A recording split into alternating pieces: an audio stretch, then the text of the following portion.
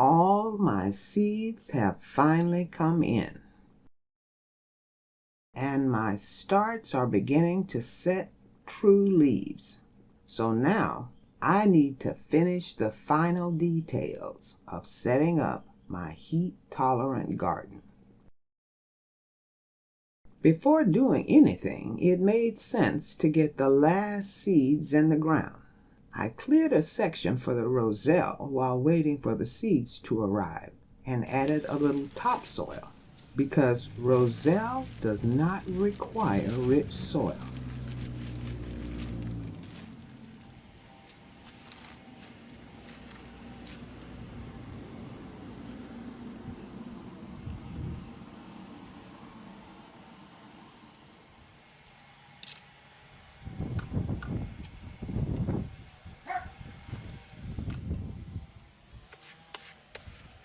Normally, they should be about 3 feet apart because the plants can get big, but I'm doing them closer to start.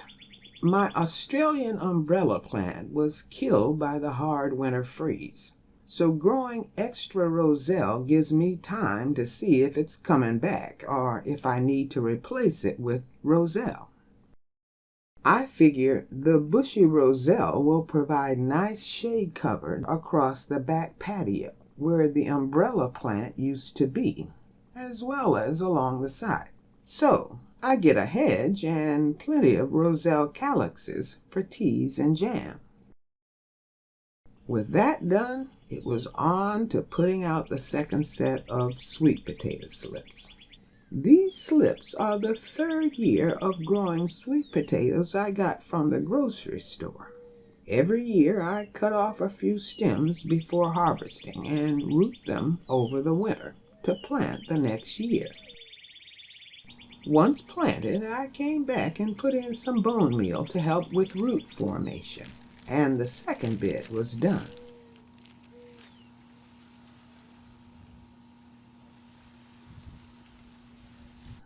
Since my last video, the slips in the first bed have already begun to sprout. Once they're a little larger, I'll come back and put in a deep layer of leaf mulch to retain moisture and provide organic matter, so I can simply leave them alone. Earlier, I started some blackberry stems in water after the hard freeze killed off some of the plant. It's been about 3 weeks, and I decided to take a chance and finish rooting them in ground. I put a little bone meal in the ground near them, and so far it seems to be working, as the stems are still green. The existing bushes are starting to put on leaves, so I'm hopeful they will take off in their 2nd year to produce blackberries.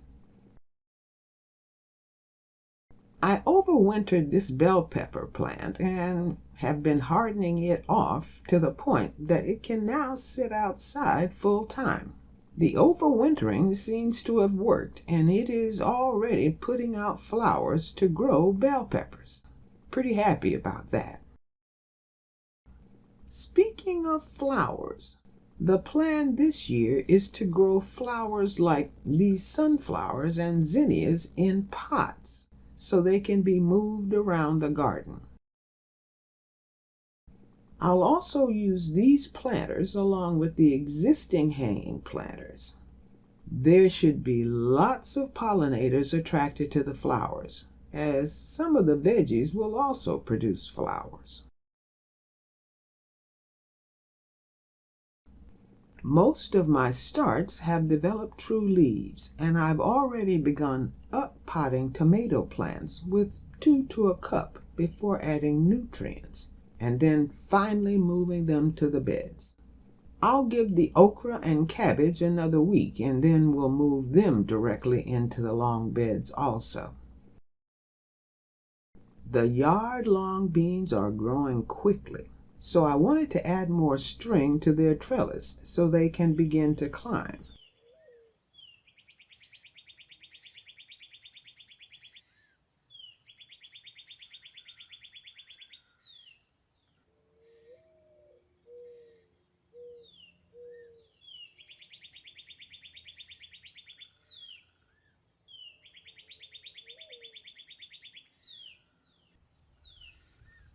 I have 3 rows of string on the outside and in the middle that should allow me to easily pick the beans as they grow.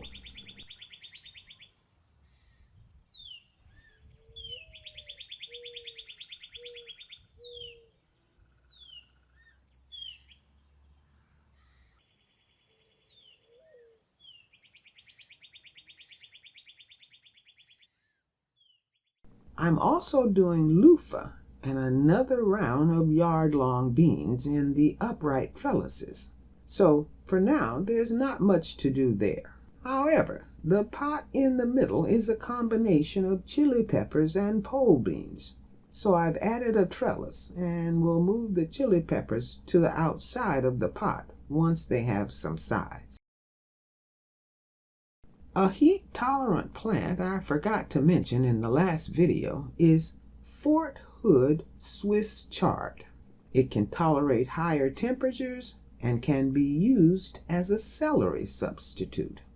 I planted them in the gallon bucket bed along with bush beans. A couple of peanuts volunteered from last year, and I'll let them grow along with the beans to provide nitrogen for the Swiss chard. On another front, my fruiting trees have finally come to life, with the peach tree sending out buds.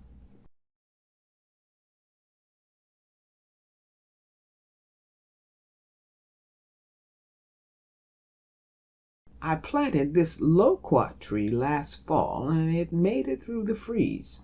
They're fast growers, so we'll see what happens next.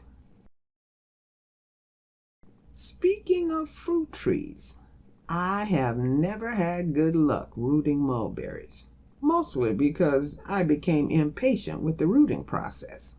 So I've decided to set up a container that will save me from myself after a friend gave me a cutting.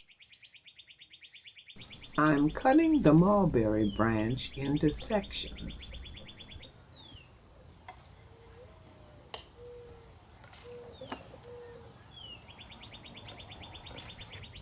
Then shaving the ends so they can be dropped into growth hormone.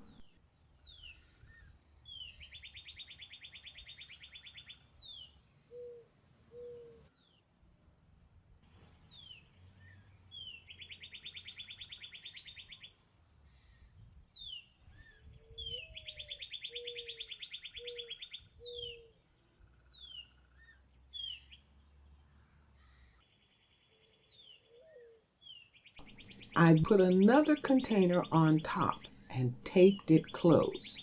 This way, the 2 containers become a terrarium with a nice humid environment to allow the roots to form and prevent me from messing with it. As I was doing this, I kept thinking about a similar scene from the movie The Martian. Strange, but true.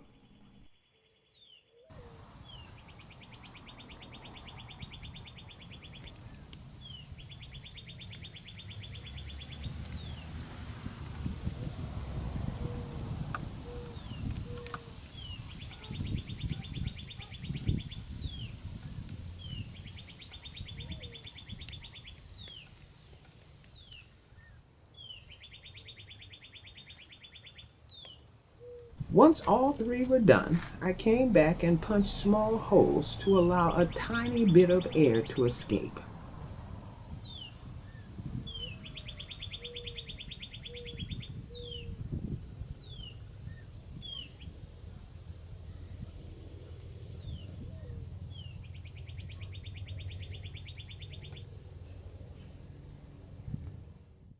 I put all 3 in a section on the screen porch where the container could get indirect sunlight.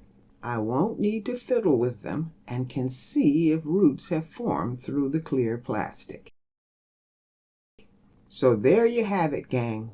The heat-tolerant garden is now set. It's begun to get consistently warm, so by my next video, I should be able to walk you around all the new growth. See you next time.